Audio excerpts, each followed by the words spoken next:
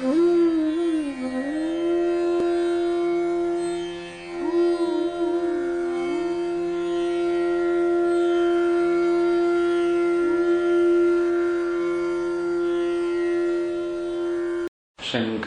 शंकराचार्यं केशवं बादरायणं सूत्रभाष्यकृतौ वन्दे भगवन्तौ पुनः पुनः। ईश्वरो गुरुरात्मेति मूर्तिभेदविभागिने व्योमवद्व्याप्तदेहाय दक्षिणामूर्तये नमः। अखंडानंद संबोधः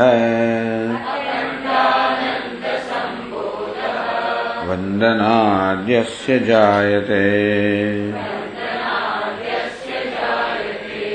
गोविंदं तमहं वन्दे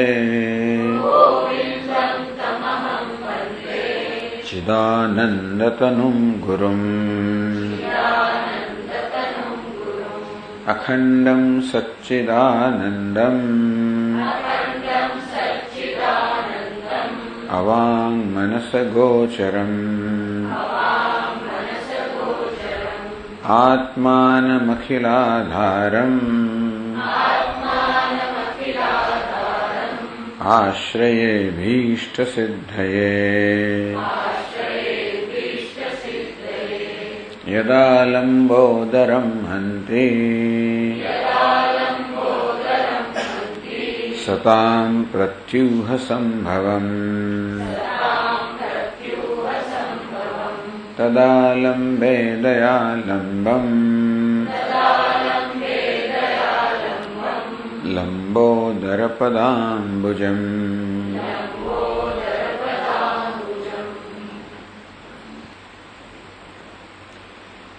અત્યારે અધ્યાસની પ્રક્રિયા સમજાવી રહ્યા છે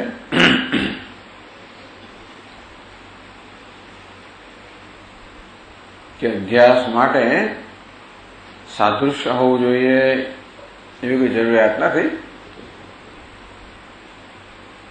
કેવી રીતે અનાત્મા પર આત્માનો અધ્યાસ થાય એમાં કોઈ સાદૃશ્ય તો છે નહીં. આત્મા અનાત્મા કરતા તદ્દન વિલક્ષણ છે, તો આત્માનો અનાત્મા પર અધ્યાસ કેવી રીતે થાય? તો કે એમાં માત્ર ભ્રમ જ જરૂરી છે, સમાનતાની જરૂર નથી. ગુરુજી કે તો પણ હું તને કંઈક સમાનતા દેખાડું. તથાપિ કિંચિત વક્ષ્યામિ સાદૃશ્યમ શૃણુ તત્પર.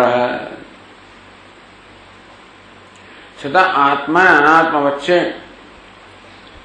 અનાત્મામાં પણ કંઈક આત્મા જેવી સમાન એના કંઈક ગુણો રહેલા છે. સૌથી પહેલો અધ્યારોપ થાય છે બુદ્ધિ પર. બુદ્ધિમાં અહમભાવ સૌથી પહેલો જન્મે છે. તો બુદ્ધિમાં પણ આત્મા જેવા કેટલાક ગુણો છે. અત્યંત નિર્મલ સૂક્ષ્મ આત્માયમ અતિભાસ્વર.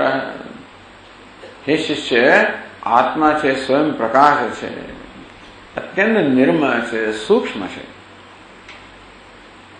તો બુદ્ધિ જેના પર સૌથી પહેલો અભ્યાસ થાય છે એ પણ નિર્મળ છે.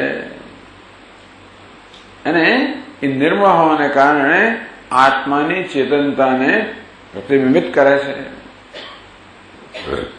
સાન્નિધ્યાત આત્મવદ્ભાતિ. બુદ્ધિ પણ નિર્મળ હોવાને કારણે, પારદર્શક હોવાને કારણે, સાત્વિક હોવાને કારણે અને આત્માની ચેતનતાને પ્રતિબિંબિત કરવાનો સ્વભાવ હોવાને કારણે એ આત્મા જેવી જ ભાષે છે. સૂર્યવત સ્ફટિકો યથા. જેમ કે સ્ફટિક હોય, એમાં સૂર્યનું કિરણ પડે અને સ્ફટિક કેવો ચમકવા માંડે, તો જેવી રીતે સૂર્યની સન્નિધિમાં સ્ફટિક પણ કેવો એકદમ પ્રકાશમાન થઈ જતો હોય છે. સ્વયં સ્ફટિકી પ્રકાશ વાળો નથી, પણ સૂર્યના પ્રકાશના કરતા. એવી રીતે બુદ્ધિ સ્વયં ચેતન નથી, પરંતુ જેમ સૂર્યનું કિરણ સ્ફટિક પર પડે અને સ્ફટિક એકદમ પ્રકાશવંતો બની જાય, તેમ આ આત્માની ચેતનતા જાણે કે બુદ્ધિમાં પડે, બુદ્ધિ પણ ચેતનવંતી બની જાય અને તેથી આત્મા જેવી ભાષે છે. આત્માભાસમ તતો બુદ્ધિ. તો આત્મા ભાતેથી બુદ્ધિ આત્માના આભાસ હોય, આત્મા જેવી જણાય છે. એટલા જ માટે એમાં આત્મા માટે હું પણાનો ભ્રમ થાય છે. આ બુદ્ધિ ચેતનથી ભાષે છે માટે આપણે એમાં હું પણાનો ભ્રમ થાય. બુદ્ધ્યાવાસમ તતો મન, પછી બુદ્ધિનો આભાસ મનમાં પડે એટલે મનમાં અહમ બુદ્ધિ જન્મે. અક્ષાણી મન આભાસાની, પછી એ મનનો આભાસ ઇન્દ્રિયોમાં પડે, ઇન્દ્રિયોમાં આત્મબુદ્ધિ જન્મે. અક્ષાભાસમિદમ વપુઃ, ઇન્દ્રિયોનો આભાસ દેહમાં પડે, દેહમાં અહમ બુદ્ધિ જન્મે. દેહ ચેતનતા મગાત, હવે રીતે દેહ ચેતનતા પ્રાપ્ત કરે પરંપરાગત. અતએવ આત્મતા બુદ્ધિ દેહાક્ષાદાદૌ અનાત્મની. તો જે અનાત્મા છે, બુદ્ધિ દેહ ઇન્દ્રિય બધા અનાત્મા છતાં પણ એમાં આ રીતે આત્મબુદ્ધિ જન્મે છે. એવી પ્રક્રિયા સમજાય આપણે સંતોષ માટે. માણસ દેહને આત્મા માને છે તો હકીકત છે. એનું કારણ સમજાય કે ન સમજાય, પણ આ તો સમજાવવાનો એટલા માટે બુદ્ધિમાં કંઈક આપણે સમજ પડે સમજાયું છે. પણ ટૂંકમાં આ દેહમાં ઇન્દ્રિયમાં મનમાં બુદ્ધિમાં સ્વભાવથી જ આત્મબુદ્ધિ છે. પણ આ અધ્યાસના જે પ્રક્રિયા છે એ જે આપણો અનુભવ છે, અનુભવને સમજાવવા માટેની પ્રક્રિયા છે. જન્મ્યા ત્યારથી આપણે બુદ્ધિને હું કહેતા આવ્યા છે, દેહને હું કહેતા આવ્યા છે, મનને હું કહેતા આવ્યા છે. તો કેમ એ થતું, કેમ થતું હશે? તો જેવી રીતે એક વસ્તુને બીજી સમજવામાં આવે, જેમ કે દોરડાને સાપ સમજવામાં આવે, તેવી રીતે અનાત્માને આત્મા સમજવામાં આવે છે. દોરડાને સાપ સમજવાનું છે અધ્યાસ કે અધ્યારોપ, અને તે રીતે અનાત્માને દેહ બુદ્ધિને આત્મા સમજવો નામ છે અધ્યાસ કે અધ્યારોપ. મૂઢાનામ પ્રતિબિંબાદૌ બાલાનામ ઇવ દૃશ્યતે. મૂઢાનામ બાલાનામ પ્રતિબિંબાદૌ આત્મબુદ્ધિ દૃશ્યતે. બાળક હોય પેલા પ્રતિબિંબ પણ હું માની લે, સાચું માની લે. અંતે રીતે અજ્ઞાની મનુષ્ય પણ અનાત્માને આત્મા માની લે છે. સાદૃશ્યમ વિદ્યતે બુદ્ધૌ આત્મન અધ્યાસ કારણ. આ રીતે બુદ્ધિમાં કંઈક આત્માની સમાનતા છે. એટલા માટે સાદૃશ્ય એટલે સરખાપણું છે. જેમ દોરડાને સાપમાં કંઈક સરખાપણું છે, દોરડામાં વળાંક છે, ચળકાટ છે, સાપ, એવી રીતે અને તેથી સાપનો અધ્યારોપ થાય. જેમ કે છીપોલી ચાંદીમાં કંઈક સરખાપણું છે, છીપોલી પણ ચમકે છે, ચાંદી પણ ચમકે, ચળકાટ જે છે એ સરખાપણું છે. તેવી રીતે બુદ્ધિ પણ નિર્મળ છે, આત્મા નિર્મળ છે, અને તેથી બુદ્ધિમાં અહમભાવ જન્મે છે. તમે ધારો કે બી દલીલો કરો કે ના સ્વામીજી એવું સમાનતા હોય કે ના હોય, પ્રશ્ન એ છે કે બુદ્ધિમાં અહમભાવ છે. સમાનતા ના હોય કે હોય, ટૂંકમાં આ દલીલો સાથે આપણે સંમત થઈએ કે ના થઈએ, આ તો આપણી બુદ્ધિને માં કંઈક આપણને સમજ પડે, સંતોષ થાય, આપણું સમાધાન થાય, માટે આ પ્રકારે સમજાવવામાં આવે છે. કદાચ કોઈનું સમાધાન ના થાય તો આ હકીકત તો છે કે દેહમાં અહમ બુદ્ધિ છે, ઇન્દ્રિયમાં અહમ બુદ્ધિ છે. મેં કહ્યું તે પ્રમાણે હું અહીં વક્તા કહું એનો અર્થ એ થયો કે વાંગ ઇન્દ્રિય વાણીમાં અહમ બુદ્ધિ છે. હું જયારે મને શ્રોતા કહું ત્યારે શ્રોતેન્દ્રિયમાં અહમ બુદ્ધિ છે. જ્યારે સુખી દુઃખી કહું ત્યારે મનમાં અહમ બુદ્ધિ છે. જ્યારે કરતા કહું ત્યારે બુદ્ધિમાં અહમ બુદ્ધિ છે. આમ આ બધામાં અહમ બુદ્ધિને કારણે અનેક પ્રકારની ગ્રંથિઓ કે ખોટા ખ્યાલો આપણે આપણા વિશે ધરાવીએ છે. અને કારણ કે આત્મા વિશેના આ બધા ખોટા ખ્યાલ એ જ આપણા બધા દુઃખનું મૂળ છે. બાકી આપણા જીવનમાં દુઃખનું બીજું કોઈ કારણ નથી, કશું જ કારણ નથી. મને માન મળ્યું, અપમાન મળ્યું, લાભ થયો, હાનિ થઈ, સફળતા મળી, નિષ્ફળતા મળી, જય મળ્યો, પરાજય મળ્યો, કે પછી સંયોગ થયો, વિયોગ થયો, અમે કોઈ વસ્તુ દુઃખનું કારણ બનવું ના જોઈએ. પણ તમે જોજો કે દુઃખ કોને થાય છે? હંમેશા અનાત્માના કોઈક સ્તરની અંદર આપણે અહમભાવ કર્યો હોય ત્યારે દુઃખ જન્મે. અપમાન થયું. અપમાન કોને થાય? અહંકાર થાય અપમાન. આત્મા તો કઈ સ્પર્શતું જ નથી. બુદ્ધિમાં હું જયારે અહમભાવ કરું ત્યારે મારી અહંકાર થાય તો કોઈ મારી વિદ્વત્તાનું અપમાન કર્યું, મારા રૂપનું અપમાન કર્યું, મારા ગુણનું અપમાન કર્યું. હવે આ દેહ હું નથી વગેરે હોત તો દેહને જે કહેવું હોય મને દિવાલ મળે તારે તમે ગમે તે કહો તો મને કઈ થવાનું છે? મને ખાતે દિવાલ હું નથી. તમે ટેબલ ધારો કે ટીકા નિંદા કરો તો મને કઈ થવાનું, કારણ કે એમાં અહમ બુદ્ધિ નથી. તો શરીરથી પણ જો હું સ્પષ્ટ અત્યારે દેહ છે, હું તો આત્મા છું, દેહથી ભિન્ન છું, તો દેહને થયેલી પૂજા એ મારી પૂજા નથી. આ તો મારા ચરણ તો કોઈ ધુએ એટલે હું કંઈક મહાન બની ગયો કે શરીરમાં અહમ બુદ્ધિને કારણે. અને તે જ રીતે કોઈનું અપમાન કરે તો મારું અપમાન થયું શરીરને બુદ્ધિને કારણે. આમ દેહનું કોઈ અપમાન કરે, બુદ્ધિનું અપમાન કરે, વિદ્વત્તાનું અપમાન કરે કે માન આપે, આ માન અપમાન, સફળતા નિષ્ફળતા, સ્તુતિ નિંદા, હાનિ લાભ, આ બધી વસ્તુઓ અનાત્માના સ્તરે છે. પરંતુ અનાત્મામાં આત્મબુદ્ધિ હોવાને કારણે એ બધું જાણે કે મને થઈ રહ્યું છે અને તેથી હું દુઃખી થઉં છું. અપમાનથી દુઃખી થાય છે, પણ મને અપમાન થાય હું જોડાય ત્યારે સુખ દુઃખ જન્મે, હું ન જોડાય તો કોઈ સુખ દુઃખ ના જન્મે.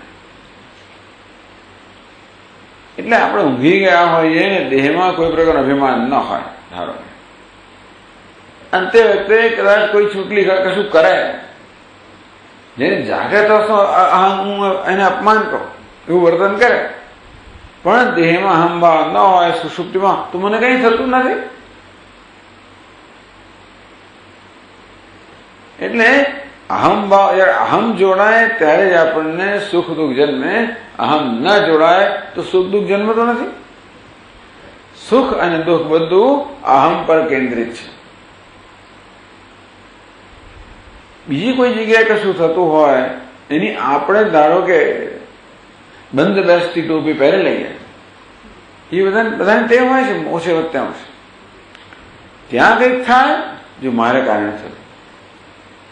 કોઈ કદાચ આપણી જાતને જોડીએ, ક્યાં તો ત્યાં કંઈક થયું એનું યશ હું લઈ એને અભિમાન કરું, ખુશ થવું, કે ત્યાં કશું એનો અપયશ હું લઈને દુઃખી થયું. મારા દીકરાને કશું થયું એમાં હું મારી છાતી ફૂલે કે હું ડિપ્રેસ થઈ જાઉં, કારણ કે અહમ એને થયું છે ભાઈ અને હું જુદો છું એવી સ્પષ્ટતા હોય તો કશું ના થાય. દીકરો તો નજીકનો છે તો સમજ્યા, શિષ્ય નજીકનો છે તો કઈ સમજ્યા, પરંતુ હિન્દુસ્તાનના માણસને રશિયામાં કશું થાય તો મને એમ લાગે મને કઈ કે એની અંદર અહમ ભાવ છે. કરાચીમાં કોઈ બોમ્બ ફોડે 5-25 માણસ મળીએ તો કઈ ના થાય, એમાં અહમભાવ નથી, કઈ સંબંધ જ નથી. પણ અમદાવાદમાં કશું થાય તો અમદાવાદ મારું છે, આ માણસો મારા છે, કોઈ કે તો હું જોડાયો, એ બહુ દુઃખ આવે આપણને. 9/11 થયું, પેલા વર્લ્ડ ટ્રેડ સેન્ટર થયું, હવે આપણે તો જોઈએ કે કેવું આ લોકો શું ગજબ કર્યો. અમેરિકન માણસને જોયું તો કેટલા વર્ષો હજી એમના મગજમાં દુઃખ જતું જ ના જ જાય. એટલે સુખ દુઃખ ક્યાં છે? અહમમાં છે. અહમ ક્યારે જોડાય? અનાત્મામાં આત્મબુદ્ધિ હોય ત્યારે એનું નામ અહમ જોડો. અહમ તો કશામાં જોડાયેલો છે જ નહીં. આકાશ જેવી રીતે કશી વસ્તુ જોડાયેલું હોય જ નહીં, પણ આપણે આકાશને ઘડા સાથે જોડી દઈએ એને ઘટાકાશ કહીએ. આ શું થયું? આકાશ આપણે ને કે આકાશ પોતાને ઘટાકાશ કે ધારો કે, તો આકાશનો આ ઘડામાં અહમભાવ થયો, એમાંથી આ ગ્રંથિ જેને હું ઘટાકાશ છું, આટલું નાનકડું છું. એક મોટું માટલું હોય એની બાજુમાં ખુલ્લી મૂકે, આ બિચારાને કેવું થાય કે હું તો કેવું તુચ્છ છું, કેવું મહાન છે. આટલું નાનું કશું મૂકે હું કંઈક છું. એક વાર અભિમાન જન્મ્યું પોતાને વિષયનો કંઈક એક માપ્યા પોતાની જાતને, તો માપ મોટું હોય કે નાનું હોય.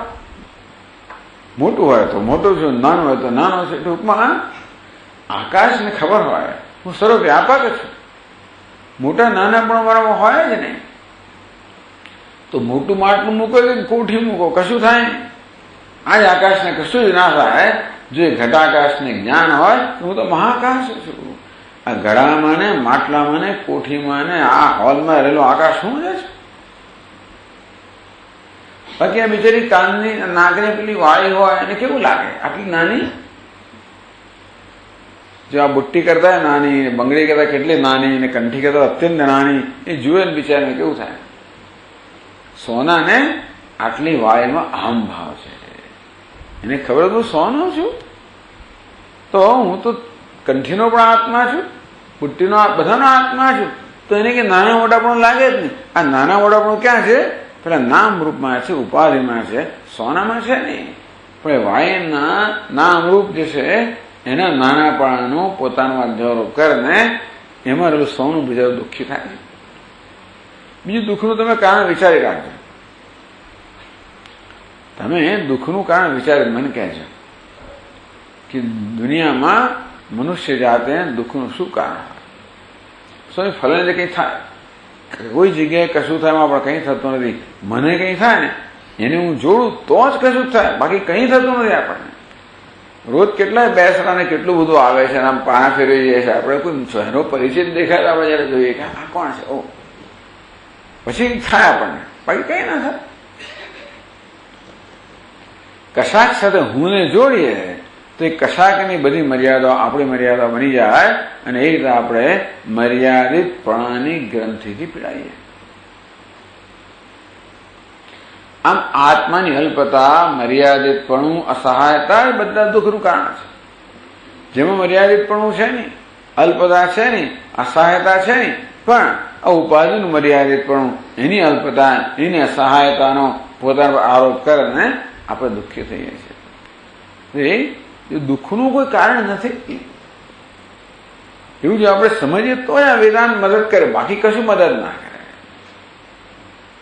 હજી માનતો કે જો આ પેલાના કારણે દુઃખ, આ મારા દુઃખનું કારણ છે, આ ફલાણું મારું દુઃખનું કારણ છે, સ્વામી મારો પતિ આવો છે, પત્ની આવે છે, દીકરાઓ છે, દીકરી આવી છે, સાહેબ આવો છે, પેલો આવે છે, આ પડોશી ધંધો આવો છે.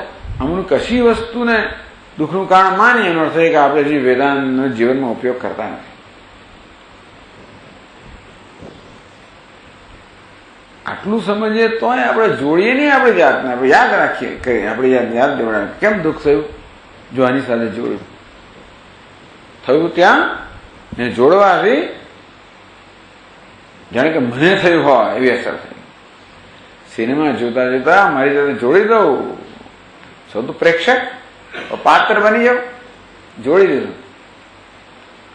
ત્યાં પેલા જેલમાં પડતો જાણે મને કંઈક થયું, મારો પ્રિય અભિનેતા કંઈક થાય ત્યાં તો મને કંઈક થઈ જાય.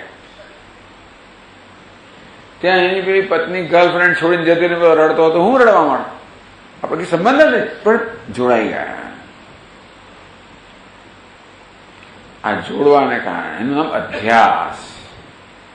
હું જે નથી તે બની જવું, જે પ્રેક્ષક છું એ પાત્ર બની જવું.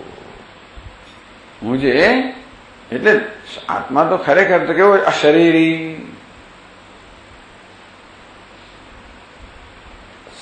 શરીરમ વા વસંતમ, શરીરમાં જોડાયેલો હોય એને પ્રિયા અપ્રિય અને રાગ દ્વેષ બધી વસ્તુ આક્રમણ કરવાની.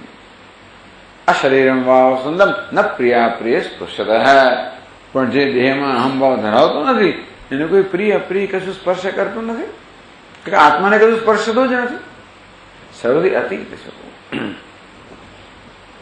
એટલે આ બધી અધ્યાસ વગેરે ટૂંકમાં અનાત્મામાં જે આત્મભાવ થાય છે એ બધું આ સમજવા માટેના આ જે દ્રષ્ટાંતો આપ્યા એનું એક જ કારણ કે અનાત્મામાં આત્મભાવ અને અનાત્માના ધરુણ આત્માનો અધ્યાસ આ એકમાત્ર દુઃખનું કારણ છે આપણા જીવનમાં. એટલા માટે એની આ ચર્ચા થઈ રહી છે. હવે 110મા પાન પર આગળ કહે છે,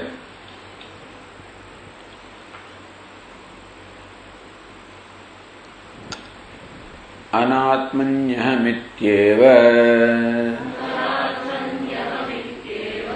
योऽयमध्यास ईरितः स्यादुत्तरोत्तराध्यासे पूर्वपूर्वस्तु कारणम् सुप्तिमूर्च्छोत्थितेष्वेव दृष्टः संसारलक्षणः अनादिरेषा विद्यातः संस्कारोऽपि च तादृशः।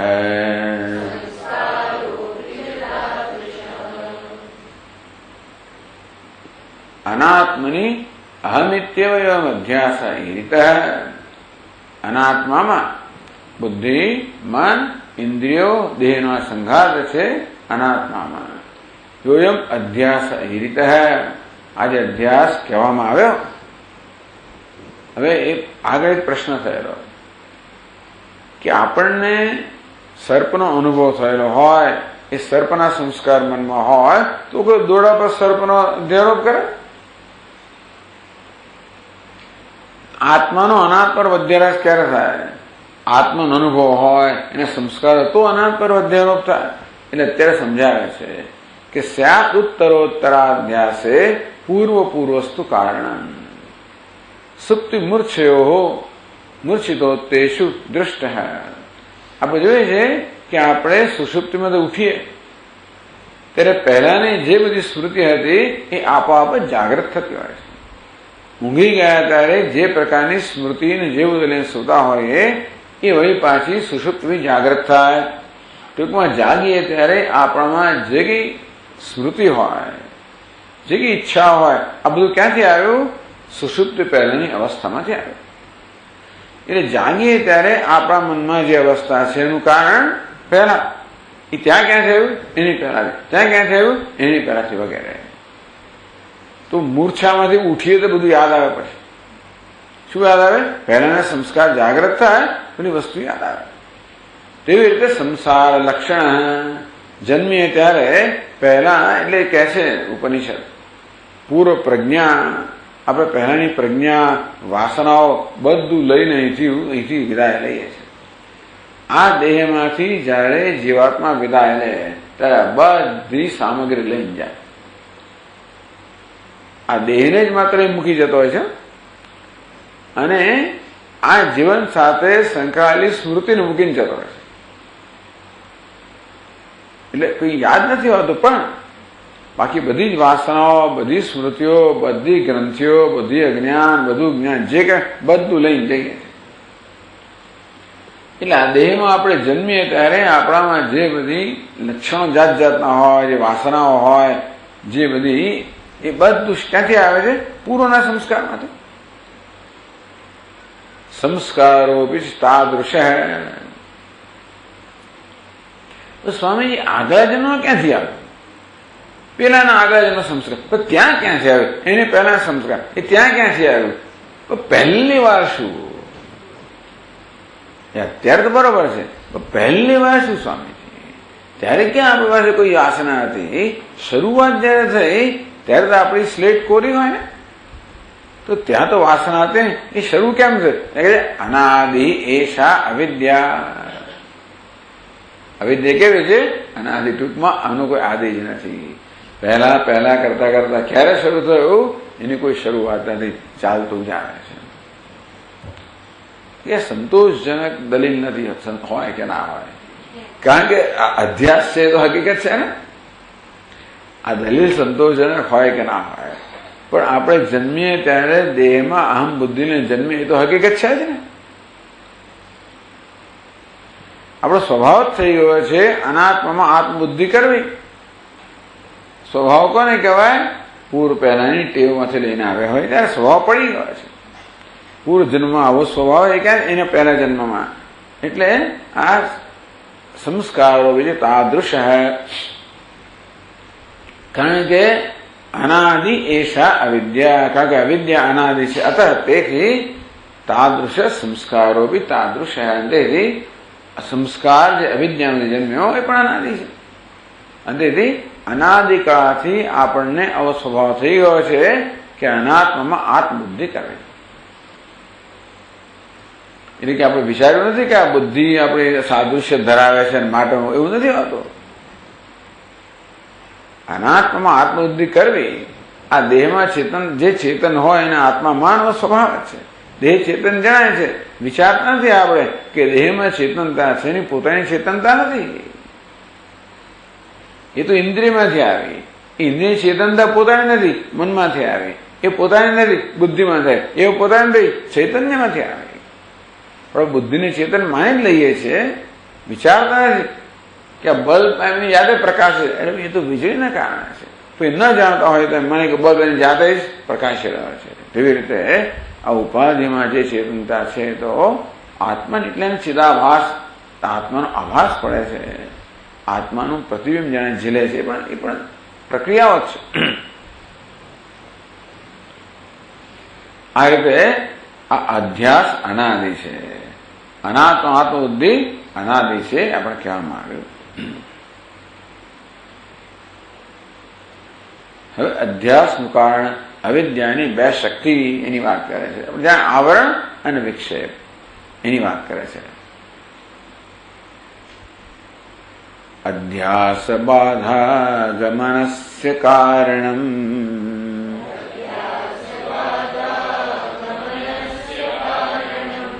શૃણુ પ્રવક્ષ્યામિ સમાહિતાત્મા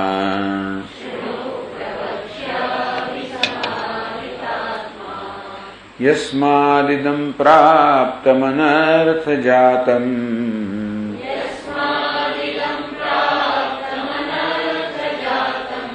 જન્માપ્યયવ્યાધિજરાદિ દુઃખમ.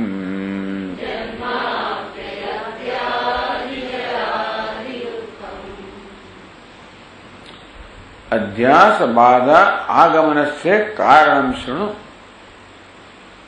હવે ગુરુજી પોતાના શિષ્યને ઉદ્દેશીને કહે છે, શૃણુ સાંભળ. સમાહિતાત્મા, આત્મા એટલે મન, સમાહિતાત્મા તારા ચિત્તને એકાગ્ર કરીને હે શિષ્ય સાવધાની સાંભળ. આ સૂક્ષ્મ વસ્તુ છે અને સમજવા માટે જરા અઘરી છે, પણ બહુ મહત્વનું છે કે સમજાય. એટલા માટે ગુરુજી શિષ્યને કહે છે કે ચિત્તને એકાગ્ર કર અને હવે હું જે કહું છું તો સાંભળ. શું કહું છું? અધ્યાસ બાધા ગમનસ્ય કારણમ. અધ્યાસ રૂપી બાધા, બાધા એટલે દુઃખ, એ દુઃખનું કારણ.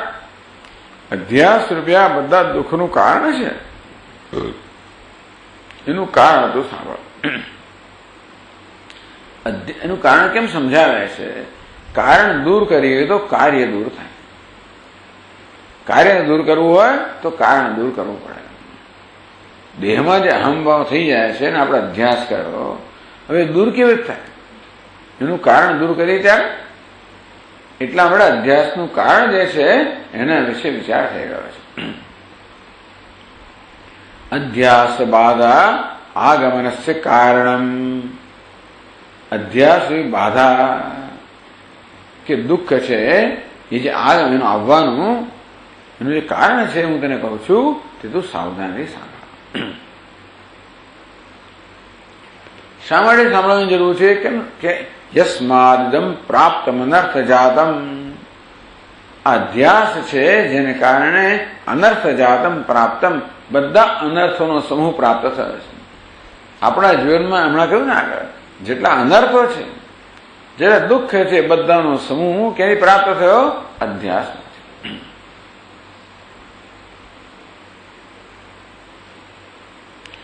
જન્મ અપ્યય વ્યાધિ જરાદિ દુઃખમ.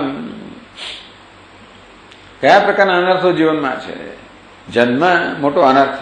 જન્મ્યા શું કામ કરે? પણ જન્મ બહુ દુઃખ છે એટલા જ માટે. માના પેટમાં રહેવું, એમાંથી બહાર પડવું, બધે દુઃખ દુઃખ જ છે. બાળપણમાં આપણને બહુ સારું લાગે, બીજા બાળકને પૂછ્યું તો અનેક પ્રકારના આદિ વ્યાધિ ઉપાધિ. આજે ઉધરસ છે ને ઊંટાંડીઓ થયો ને પેલું થયો ને ફલાણું કંઈ કે થયા જ કરતો હોય. બાલ્યે દુઃખાતરેકો મલલિત વપુઃ સ્તન્યપાને પિપાસા. શંકરાચાર્ય મળે કે બાળકપણની અંદર અનેક પ્રકારનું દુઃખ છે.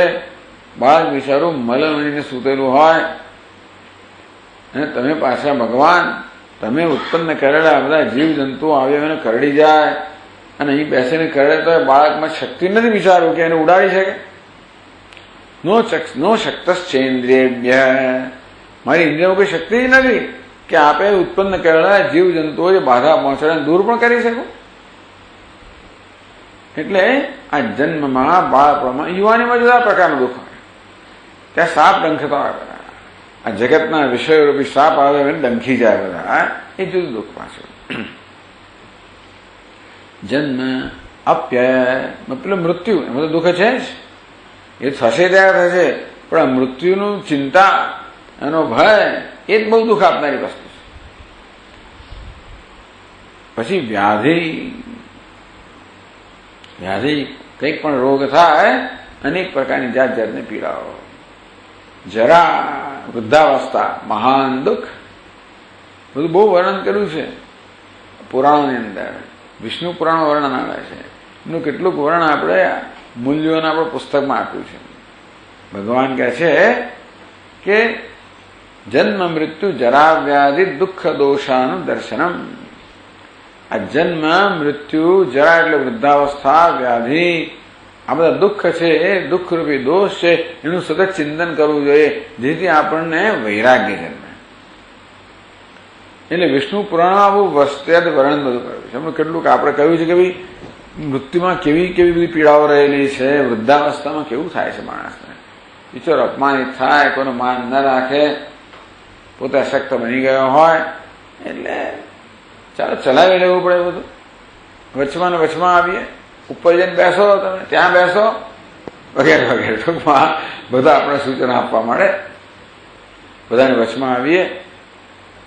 આવો હવે એમાં દુઃખ લગાવવાની કોઈ જરૂર નથી. આપણું કોને થઈ રહ્યું છે? આપણું શરીરને થઈ રહ્યું. જેમાં અહમ ભાવને કારણે છે. બાકી જેને જે કરવો એ કરે. ત્યાં જઈને બેસો. ઓનલાઈન આ શરીર ત્યાં જઈને બેઠું જ્યાં કોઈ શરીર હું હોઉં તો પછી મને આવું જ કહ્યું. આ જોડી દીધું ને એટલે બધી વસ્તુ દુઃખ એમ આપે છે આપણી જાતને જોડી દેવાને કારણે. બાકી કઈ વાંધો નહીં. આમથી આમ પાંદડું આમ ઉડ્યું તો આમ ઉડ્યું, પેલું તો પેલી બાજુ ઉડ્યું. પણ અહમ ભાવને કારણે જરા વ્યાધિ જરારે દુઃખમ. આને આવા અનેક પ્રકારના દુઃખો, માન અપમાન, સફળતા નિષ્ફળતા, હાનિ લાભ, આ બધા તો ખરા જ. એટલે જીવનમાં જે બધી બાધાઓ છે, બધા દુઃખો છે, એનું એકમાત્ર કારણ છે અધ્યાસ. અધ્યાસ દૂર થાય તો આ બધા દુઃખો દૂર થાય. અધ્યાસ ક્યારે દૂર થાય? અધ્યાસનું કારણ દૂર થાય ત્યારે. એટલે આપણે અધ્યાસનું કારણ તપાસે છે.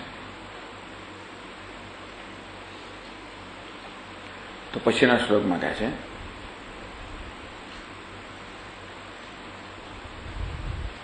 આત્મોપાધેર વિદ્યાયાઃ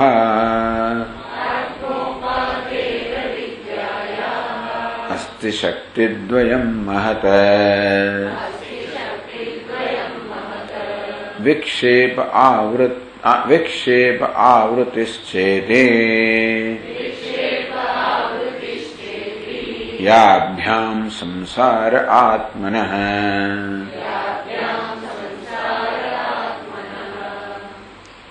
આત્મોપાધે અવિદ્યા. અવિદ્યા આત્માની ઉપાધિ છે. ઉપાધિ કોને કહેવાય? જે પોતાના ધર્મને બીજા પર લાદે. જેવી રીતે સ્ફટિકની બાજુમાં પેલું જાસૂદનું લાલ જાસૂદ ફૂલ મૂકવામાં આવે તો એ જાસૂદ પોતાના રંગનો સ્ફટિક પર આરોપ કરે, દેખાડે. તેવી રીતે અવિદ્યા પણ આત્મામાં અનેક બધા અનર્થો દેખાડે છે. અવિદ્યા શું કહ્યું? આત્માની ઉપાધિ છે. આત્મોપાધે અવિદ્યા અસ્થિ શક્તિ દ્વયમાં. એટલે અવિદ્યા બધાનું કારણ છે ટૂંકમાં, અને વિદ્યાથી દૂર થાય. એટલે જ્ઞાન માટેની આ ભૂમિકા. એટલા જ માટે બ્રહ્મસૂત્રના પ્રારંભમાં શંકરાચાર્ય મહારાજ અધ્યાસ ભાષ્ય. ટૂંકમાં જ્ઞાનની મહત્તા ક્યારે સમજાય? જ્યારે આપણે સમજીએ કે એક અજ્ઞાન, આપણા જીવનમાં અજ્ઞાન માત્ર બધા પ્રશ્નો જન્માવે છે. અજ્ઞાન શું કરે છે? અધ્યાસ જન્માવે છે. એટલે બધી સમસ્યાઓ અધ્યાસને કારણે છે. અધ્યાસ અજ્ઞાનને કારણે છે. અજ્ઞાન તો અંધકાર હોવાને કારણે અમારા જ્ઞાનનું પ્રકાશથી જ જાય. તે જીવનમાં જ્ઞાનનું મહત્વ છે. તો પછી તમારો ઉપનિષદ અભ્યાસ કરવો જોઈએ, તો બ્રહ્મસૂત્રનો અભ્યાસ કરવો જોઈએ, વગેરે વગેરે. અસ્તિ શક્તિ દ્વયમ મહત. આ વિદ્યા જે આત્માની ઉપાધિ છે એની બે મહાન શક્તિઓ છે. વિક્ષેપ આવૃત્તિ છેદી. આવૃત્તિની પણ આવૃત્તિ ડબલતા એકતા છે. આવૃત્તિ એટલે તો પછી વારંવાર એકની એક વસ્તુ દોહરાવવી, એમ આવૃત્તિ. આ વૃ સંવરણે, આ તો ઢાંકવા નાખવા છે. વૃ ધાતુ, પેલું વૃત ધાતુ છે. આ કેવું છે? વૃ ધાતુ. વૃતમાંથી વૃત્તિ બને, વૃમાંથી વૃત્તિ બને. એમાં આ એક ઉપસર્ગ લગાવવામાં આવે, આ વૃત્તિ. વૃ એટલે ઢાંકવું, આ એટલે સારી રીતે ઢાંકવું, આ વૃત્તિ એટલે સારી રીતે ઢાંકી દેવું. ટૂંકમાં અવિદ્યાને આ બે શક્તિઓ છે. પહેલી શક્તિ છે આવૃત્તિ કહો, આવરણ કહો, પડદો કહો, ઢાંકી દેવું કહો. અને બીજે વિક્ષેપ. આવરણ અને વિક્ષેપ, અવિદ્યાને બે શક્તિઓ છે. એટલે આ અવિદ્યા આત્માની છે ને, એ સામાન્ય અવિદ્યા કે અજ્ઞાન કરતા જુદા પ્રકારની છે. સામાન્ય રીતે આપણે કશું ન જાણતા હોઈએ એ શું છે? માત્ર આવરણ છે, ન જાણવું, જ્ઞાનનો અભાવ છે. પરંતુ આત્માનું આ જ્ઞાન જે છે એ માત્ર આવરણ પૂરતું મર્યાદિત નથી, બધું વિક્ષેપ જન્મે. બે પ્રકારની અવિદ્યા છે. એક છે વિદ્યાનો અભાવ. આપણે જીવનમાં ઘણું બધું જાણતા નથી હોતા, નથી જાણતા. ટિમ્બકટુ ક્યાં આવે? ભગવાન જાણે. આઈફિલ ટાવર જોયો છે? નથી જોયો. ચાઇનીઝ ભાષા નથી જાણતા. થલતેજને જ જાણતા નથી, ચાઇનીઝ ભાષાની ક્યાં વાત કરીશ? ટૂંકમાં 1000 વસ્તુ જાણતા નથી.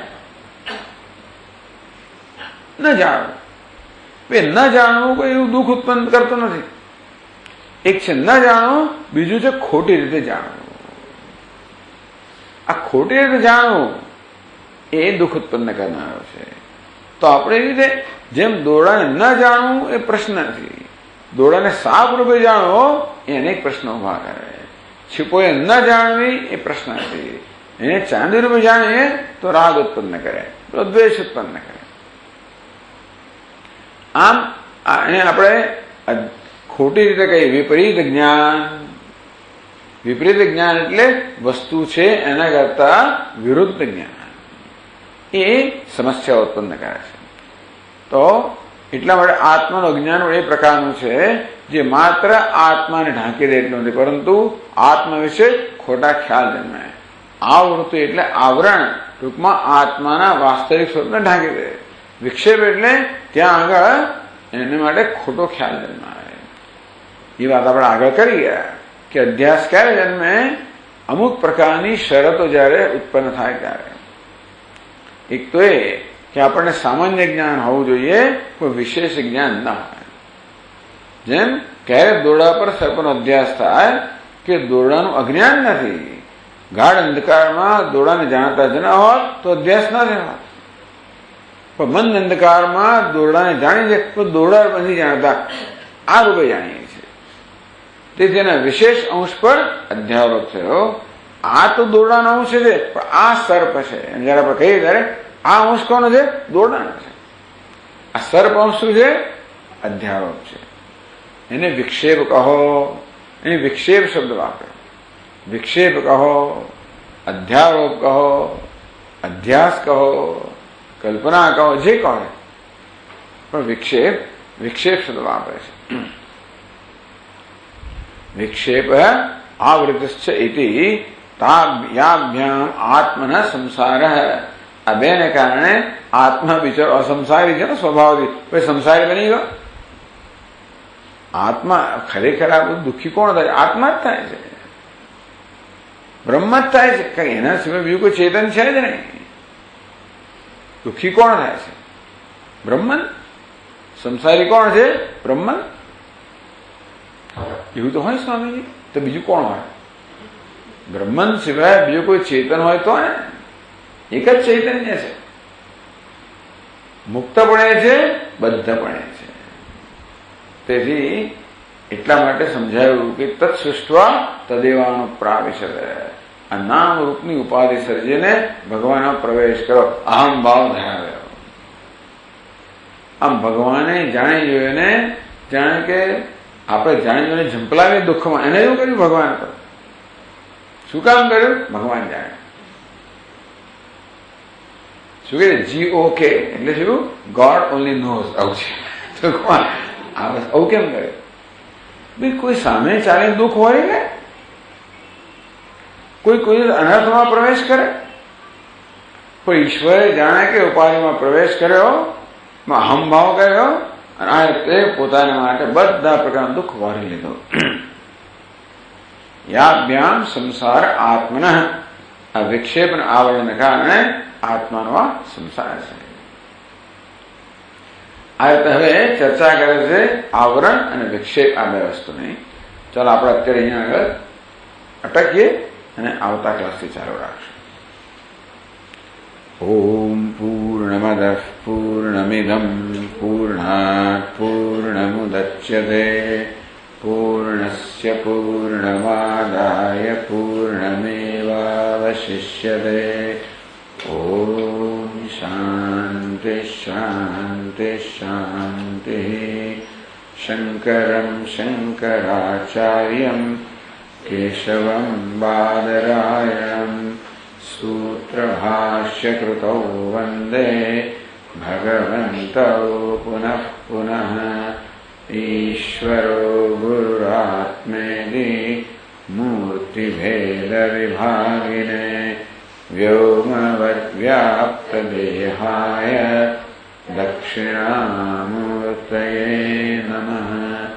ઓમ શાંતિ શાંતિ. હરિ ઓમ. શ્રી ગુરુભ્યો નમઃ. હરિ ઓમ.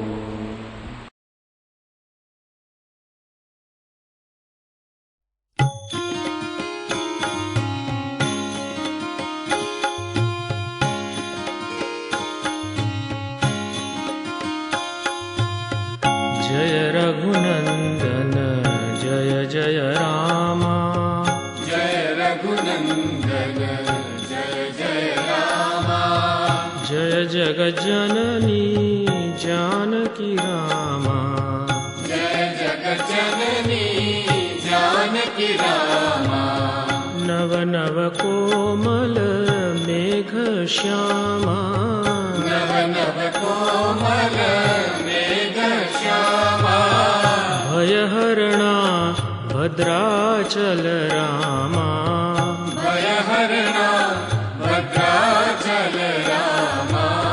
भवहरणा भद्राचल रामा. भवहरणा भद्राचल रामा.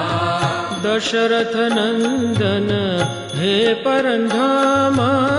दशरथ नंदन हे परंधामा. दशमुख मर्दन श्री रघुरामा.